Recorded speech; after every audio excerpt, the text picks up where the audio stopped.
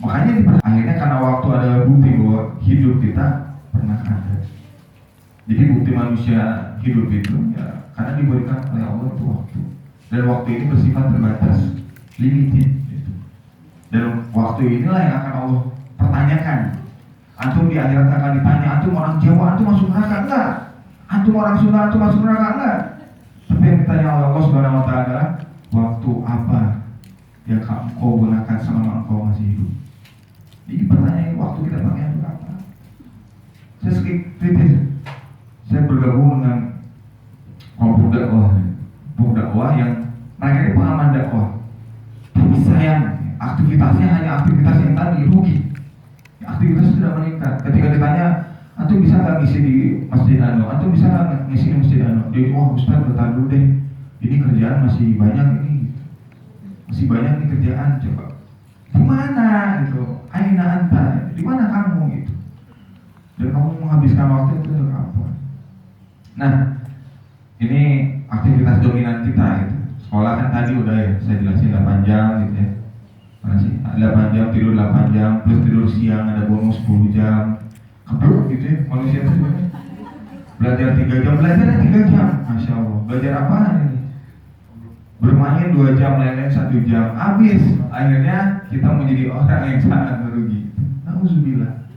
Waktu yang terbatas, hidup kita sebentar. Kemudian aktivitas kita dominan dengan hal-hal yang tidak berkaitan dengan aktivitas kita. Bukan Allah Subhanahu wa taala pernah mengatakan dalam Rasulullah Allah, wal akhiratu khairu wa abqa. Sesungguhnya kehidupan akhirat itu jauh lebih baik daripada kehidupan dunia. Tapi kita lebih sering dan lebih senang menjadi bahum atau menjadi binatang ternak dan mungkin lebih hina daripada binatang ternak. Karena kita tidak menggunakan potensi kehidupan. Tohakoh hadawiyah kita menjadi seorang muslim yang sesungguhnya gitu.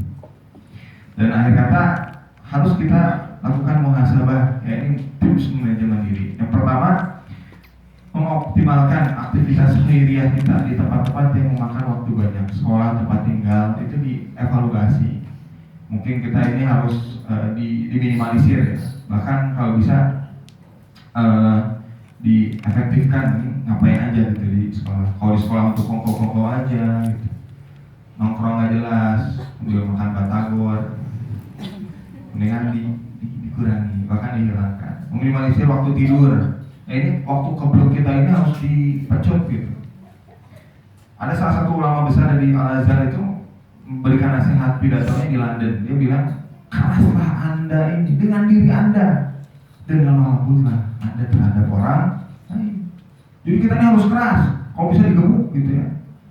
Bukan digebuk gini, keras terhadap diri. Kalau istilah agama itu namanya warok gitu. Hati-hati.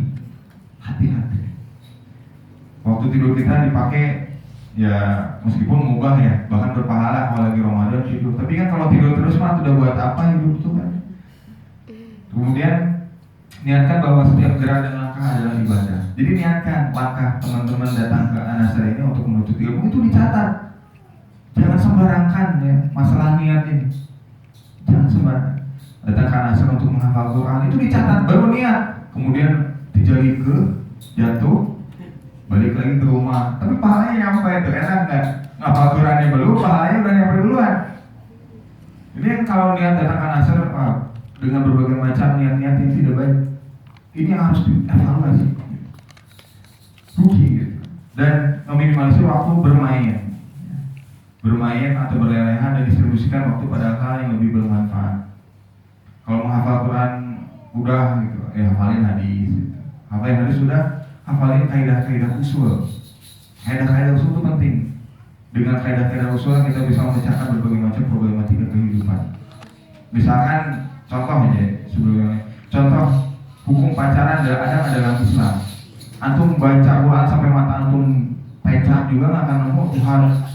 Buat tak pacaran nggak nemu itu. Nggak ada dalam Al-Quran. Benar emang nggak ada dalam Al-Quran. Dalam hadis apalagi dalam hadis. Ya. Zaman Rasul itu nggak ada gitu. Korban perasaan itu nggak ada dalam Rasul. Zaman kita aja baper. Mojok di pojok kamar, nangis. Itu nggak ada dalam filosofi kehidupan generasi awal kaum muslimin. Abu Bakar itu nggak pernah mojok gitu. Tadi saya sedekahin seluruh hartanya. Nggak ada Pak. Kita kan mojok gitu. Nggak ada. Generasi luar biasa itu diciptakan dan dikodokkan, ditakdirkan hidup bersama orang yang paling mulia yang pernah hidup di muka bumi ini. Luar biasa bagaimana memanage kehidupannya. Dan beroptimal dalam beribadah kepada Allah. Jangan lakukan tulul amal, menunda-nunda amal, panjang angan-angan dan merasa esok lusa masih hidup. Itu dihapus. Hilangkanlah ingatanmu gitu. Itu yang harus dipikirkan. Harus langsung ingin ngafal Quran langsung megang Quran, langsung ngafalin. Nanti dulu ah. Tahu nggak sekarang muncul aliran baru namanya Gavatar? Tahu ya? Gerakan apa-apa entar. Gerakan apa-apa entar. Bentar ya ini. Salat Tuhan. Dari tadi gue pegel loh. Nanti lah ngafal Quran dulu. Nanti lah. Gerakan apa-apa entar. Ini sesat dan menyesat. Lapar. Kalau ada ustaz kayak gitu, itu jangan panggil ustaz. Gavatar, gerakan apa-apa entar. Terang mudah dulu. Nunggu IPK-nya 4,25 gitu. Anda ini nunggu penghasilan saya 10 juta biar dapatnya aman. Nggak ada. Jadi gerakan lanjut. Itu yang dilakukan oleh sahabat. Tahu ya kisahnya turunnya apa? Turunnya perintah halal dan haram di Madinah itu sahabat itu turun wajibnya berjilbab, wajibnya menggunakan himar gitu. Di Quran surat Al-Ahzab ayat 59. Ya ayuhan Nabi, hai para Nabi, beritahukanlah kepada istri-istri kalian, kaum muslimah di antara kalian, bahwa berjilbab itu wajib. Itu apa yang ketika dilakukan oleh para sahabat wanita? Itu enggak tadi gerakan apa fatar, tapi langsung apa? Yang dihordeng, sepuh, yang ditusuk, langsung diturban itu kayak ditutup. Padahal sebelum ayat itu turun, muslimah, para wanita muslimah waktu itu adalah pakai baju transparan, dada dan bujal apa ya? Dada dan bujal apa ya? Dia kelihatan itu, pusar wanita itu kelihatan. Tapi ketika ayat itu turun, karena imannya sudah anjak yang tadi saya sampaikan, itu langsung nggak pernah pakai tar. Ya Allah, belum beli jilbab, masih mahal 500.000. Ada, langsung pakai spray. Pokoknya ada kain diambil, bahkan ada kulit apa itu, daun itu langsung ditutup. Gitu. Luar biasa kehebatan keimanan itu. Makanya harusnya ada kajian khusus dampak akidah dalam kehidupan sehari-hari. Dan itu baru salah satu. Yang kedua, haramnya hamar. Haramnya hamar ya. Hamar itu pada saat itu mubah, boleh. Jadi orang yang lagi sholat subuh itu kadang-kadang suka mabok, geleng-geleng, Zaman sebelum apa?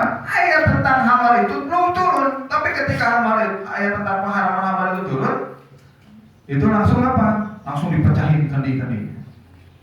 Nah, salah satunya Umar bin Khattab dulu raja mabuk. Raja mabuk itu bukan dari Cina, tapi dari situ, dari Arab, namanya Umar bin Khattab. Umar bin Khattab itu pemabuk berat. Tapi setelah ayat itu turun, langsung kan dipecahin. Bahkan Madinah itu menjadi lautan Arab. Bayangin Madinah di lautan Arab. Kebayang ya, gimana? Ya iyalah, gimana mau sholat mabok gitu. Nggak kebayang gitu. Akhirnya kayak kasus-kasus kemarin di Bengkulu gitu, terjadi pemerkosaan. Nauzubillah. Nah, kamarnya itu ya bukan satu gelas gini. Ini mah bukan hamar ya. Kendi dulu itu. Kalau sekarang kalau diilustrasikan tuh kayak galon. Nah, Umar bin Khattab itu minum segalon. Wah. Ya bayangin aja lagi sholat gitu kan. Tapi ketika ayat itu turun, nggak ada entar apa-apa, entar nggak ada. Langsung dihancurin, langsung ditaati. Nah, beda dengan kaum muslimin sekarang. Pakai jilbab itu, Ustaz nunggu nikah dulu. Ustaz nunggu ada yang nasihatin dulu. Nunggu rezeki turun. Padahal apa susahnya ngambil hordeng tutup. Ngambil spray ini ada pakai dan sebagainya. Nah, itu yang harus dipikirkan. sholat nanti, jangan. Nih, ulama seperti Imam Syafi'i memberikan nasihat luar biasa. Apa? Hidup kita itu tenang ketika hukum yang Allah perintahkan itu dijalankan. Contohnya apa? Kayak sholat. Sehebat apapun teman-teman ini, sholat itu ya ditunda, itu merasakan kegelisahan yang luar biasa, kegelisahan yang membuncah gitu. Ntar, tapi gelisah. Tapi kalau sholat di awal waktu, udah sholat udah tenang gitu. Itu salah satu yang paling sederhana. Zakat mal, kalau sudah ditunaikan aman. Tapi sayangnya sekarang bukan zakat mal. Siapa namanya zakat mal. Cari mal yang paling murah, diskon. Benar. Gak bisa ini. Bahkan kalau bisa gitu ya. Nah, ini menyambut bulan hari Idul Fitri itu. Di mana? Di mall. Nunggu diskon besar-besaran 10 hari terakhir. Padahal apa? 10 hari terakhir khusyuk di masjid. Cing mana kemana-mana. Diam di dalam masjid gitu. Jangan kemana-mana gitu. Ini kan malah sibuk nyari diskon, sibuk nyari kue gitu. Jadi nggak afdal kalau pakai baju baru. Itu yang harus dievaluasi. Kemudian bersegera melakukan amal soleh seolah-olah akan mati besok. Nah ini harus dipikirin. Kalau sholat ini sholat terakhir kita, bagaimana sikap kita menghadapi sholat itu? Bagaimana kalau ini puasa terakhir kita, apa yang akan kita lakukan untuk puasa itu? Bagaimana kalau ini sedekah terakhir kita? Pasti apa? Semuanya kita kasih. Kita kasih. HP kita kasih. Nauzubillah nih, saya kasih contoh. Ada jamaah saya itu di dermaga di Bogor. Itu dia ini pengusaha ayam. Ustaz, saya punya 150.000 ekor ayam. 150.000 ekor ayam. Ustaz, saya nanti kalau misalnya Idul Adha saya mau nyembeli ayam, boleh nggak? Sampai gitu. Boleh nggak kira-kira Idul Adha kita nyembelinya ayam? Boleh nggak? Boleh. Ini taufikiyah. Taufikiyah itu nggak bisa utak-atik. Kalau nggak utak, sapi, kambing, atau domba itu boleh. Tapi ayam nggak boleh. Apalagi diganti sama entong, itu nggak boleh. Apalagi diganti sama burung, nggak boleh. Harus tetap taufikiyah. Contoh taufikiyah itu apa? Misalkan kita umroh atau haji, kan harus di mana? Harus di Mekah. Benar ya, di Mekah. Nggak bisa tawafnya di Monas. Ya. Tawaf nggak bisa di Monas, tawafnya di Mekah. Ini taufikiyah, nggak bisa dosa-dosa. Ustaz, saya niatnya baik nih karena nggak punya uang, ya saya tawafnya di Monas atau di Simpang 5. Nggak bisa. Taufikiyah, jangan otak-atik, ya, jangan otak-atik. Contoh taufikiyah itu, misalkan sholat subuh 2 rakaat. Ustaz, kenapa sholat subuh itu nggak 4 rakaat aja? Kan kalau sholat subuh kan lagi enak ya, lagi khusyuk, terus tenang, situasinya gelap. Kenapa nggak 4 atau 8? Bagus niatnya, bagus, cuman nggak sesuai dengan taufikiyah. Tetap aja buat, kenapa sholat isya 4? Ustaz, kan itu mau ngantuk Ustaz, sambil mau tidur. Kenapa nggak 2 aja sholat isya? Enggak, ini sudah taufikiyah. Jadi jangan otak-atik. Itu ya, jadi ibadah itu harus ada dalil, harus ada argumentasi. Ini yang penting, makanya nggak ada tuh ya nyembelih pakai 150.000 ayam. Bahkan kalau ditimbang pun lebih berat daripada sapi gitu. 150.000 ekor, coba bayangin.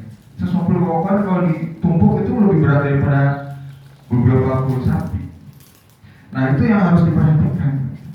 Bahkan mohon maaf gitu ya, di Jakarta itu orang-orang sangat mudah membeli handphone iPhone 6 plus ya. Tapi ketika Idul Adha ya, itu nyari kambingnya yang kacangan. Maksudnya apa yang kacangan itu?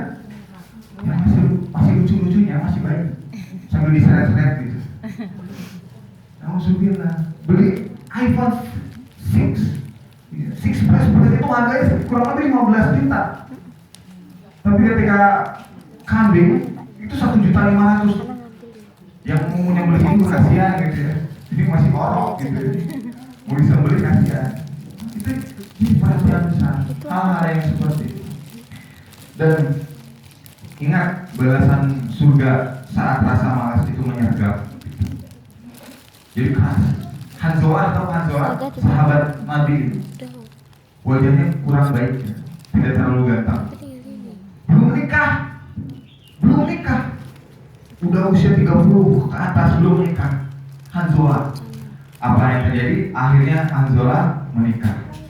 Setelah menikah, hari pertama malam Zafwaf, kalau yang udah menikah tuh malam Zafwaf, malam pertama, malam pengantin, seruan jihad itu muncul.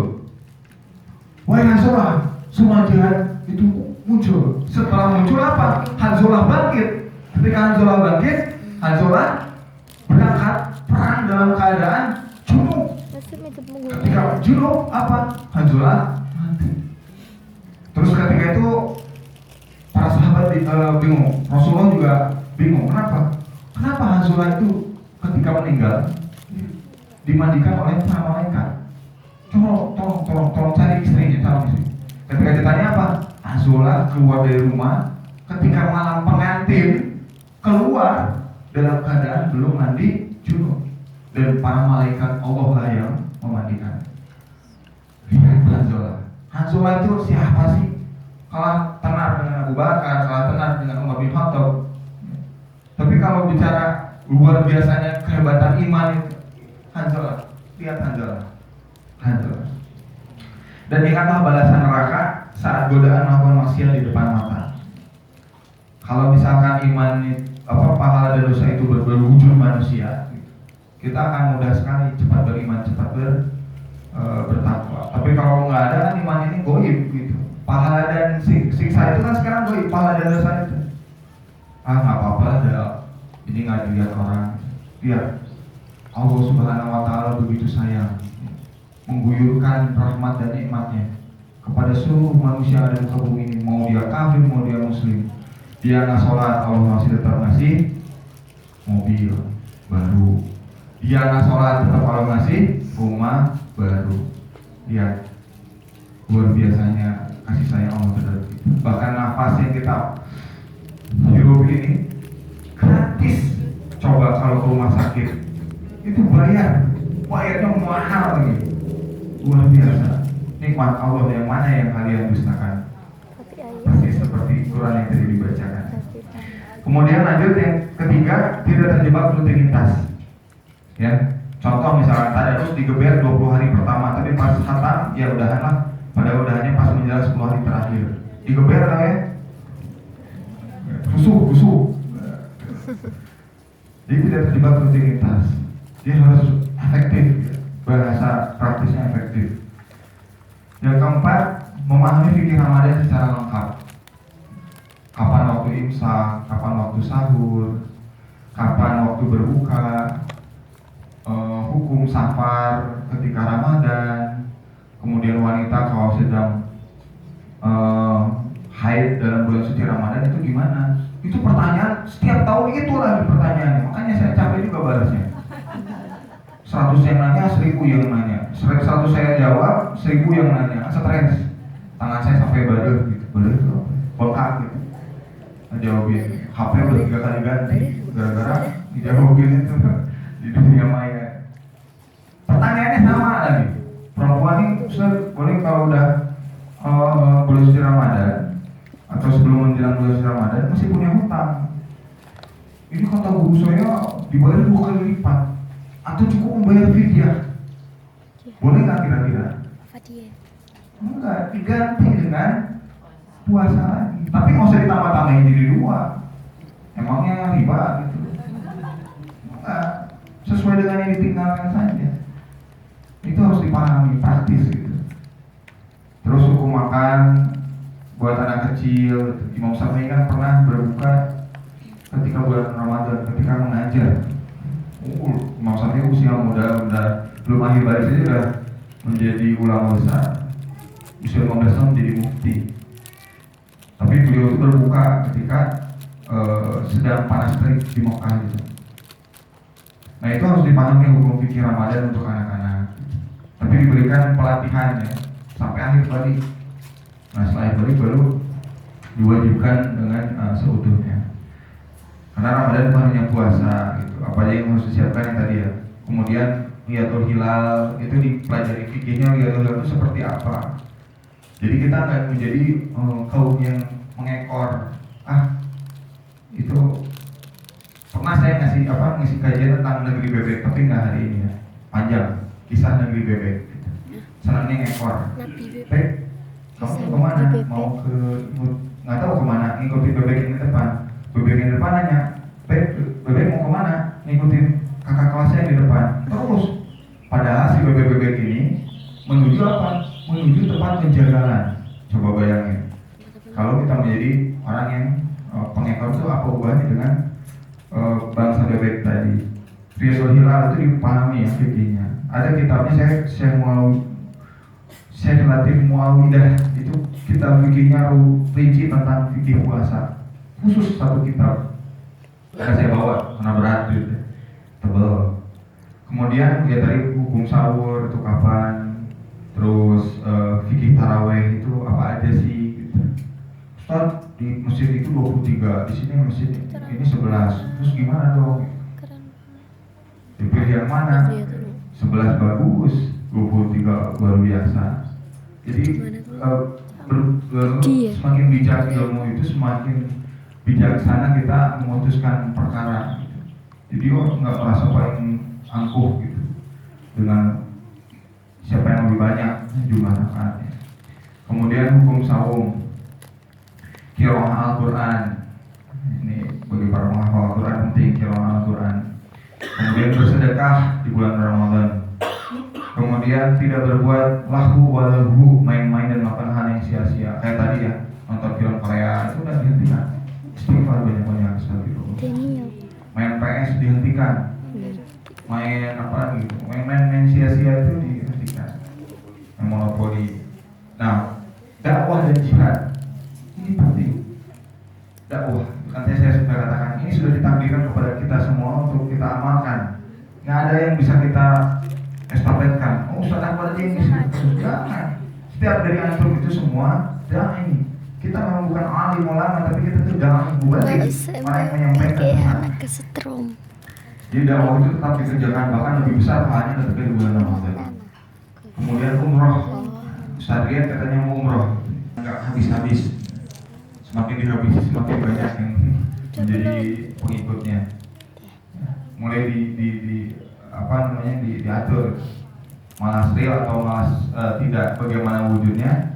Karena malas yang sebenarnya adalah sebuah persepsi yang kita bangun pada sebuah aktivitas bisa diubah dan diubahnya pemahaman ditambah dorongan yang benar. Contohnya apa? Misalnya gini, tadi saya katakan saya bergabung dengan aktivis dakwah. Ketika disuruh untuk rapat dakwah dikumpulkan, ada salah satu ustadz yang izin, mohon ustadz izin tidak bisa ikut rapat dakwah. Izinnya kenapa? Sakit. Oh ya udah istirahat itu. Dan yang lebih mengerikan apa? Ketika besok dia itu kerja, dia paksa kerja, padahal sedang sakit. Ketika ditanya kepada istrinya di rumah, bapak ada di rumah? Enggak, bapak kerja. Katanya sakit. Iya, tapi gue tadi pakai jaket kok sambil menggigil-gigil. Dia untuk bekerja luar biasa, tapi untuk rapat dakwah dia merasa sakit. Ada apa dengan cinta? Ada apa dengan dia? Jadi pertanyaan besar. Berarti yang salah itu bukan sakitnya, yang salah itu persepsi yang dibangun terhadap diri kita tentang sesuatu. Malas itu berarti persepsi. Makanya kalau kita malas, acuat itu. Bahkan kalau saya pernah untuk ngisi di Solo itu tentang Abdullah bin Rawaha itu. Ya, Abdullah bin Rawaha salah satu 3 sahabat yang mati pada perang Mu'tah. Pada perang Mu'tah, perang yang luar biasa, perang bangsa Arab lawan bangsa Romawi pertama. Jadi orang Arab lawan orang bule gitu. Nggak pernah nemu ya di gimana pun, kecuali di Age of Empire gitu. Itu perang yang luar biasa. Tapi singkat cerita diri meraih sukses Ramadan. Yang pertama adalah kita melakukan introspeksi diri, muhasabah. Bahasa Umar bin Khattab itu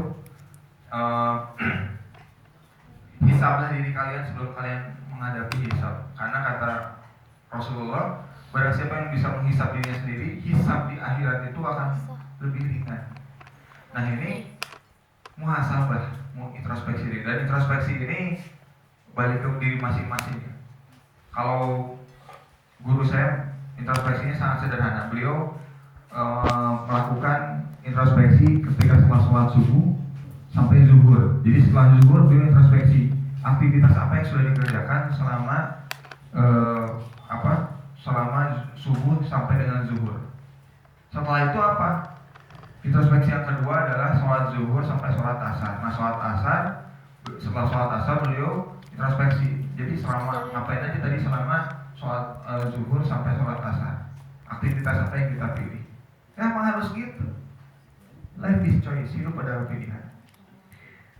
Dan jadi introspeksi sederhana ya, seperti itu langkah-langkahnya. Kalau yang teoritis agak pusing nanti. Yang kedua, muaqabah, memberi sanksi terhadap diri sendiri. Ya. Misalkan jangan kayak orang ini, misalkan saya sholatnya telat, terus saya bawa palu mukulin kepala. Saya telat, tuh orang teh kumaha gitu. Nah itu jangan yang seperti itu. Ada kisah menarik Umar bin Khattab ketika beliau sedang sibuk ya di kebun, di kebun. Terus melewat sahabat. Woi Umar bin Khattab, sedang apa? Kamu sedang berkebun. Wah udah azan, udah ini sholat zuhur. Masya Allah. Jadi sholat zuhur telatnya juga ketika pada jamaah sholat zuhur itu keluar dari masjid, berarti baru sebentar. Lalu apa yang dilakukan oleh Umar bin Khattab? Umar bin Khattab langsung mengatakan, kebun ini menjadi sarana saya untuk telat. Akhirnya saya sedekahkan satu tanah ini. Coba, antum berani nggak di sini? Muaqabah. Kalau saya telat sholat, saya infakkan itu gadget-gadget yang dipegang. Nah, berani nggak?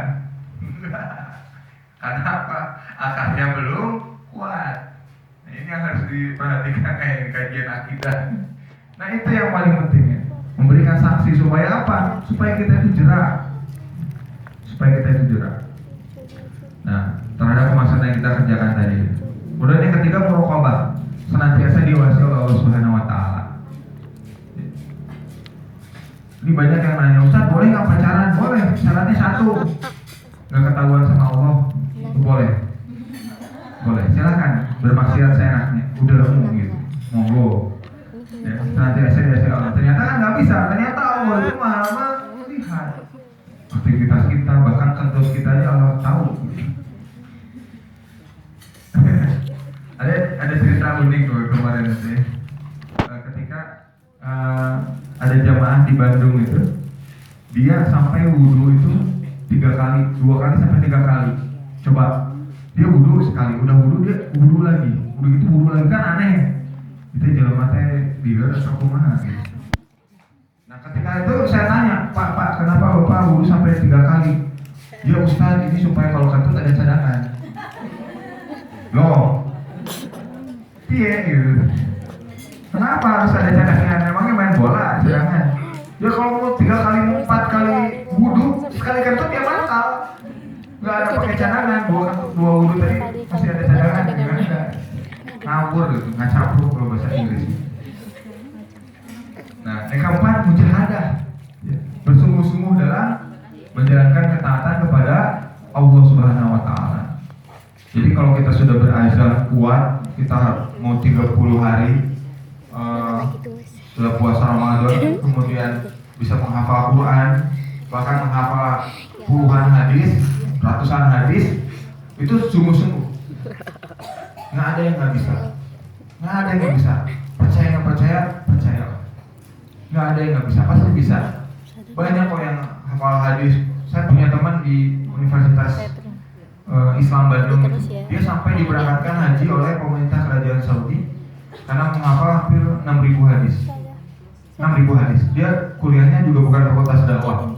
Dia jurusan fakultas ekonomi. Dia hafal 6.000 hadis.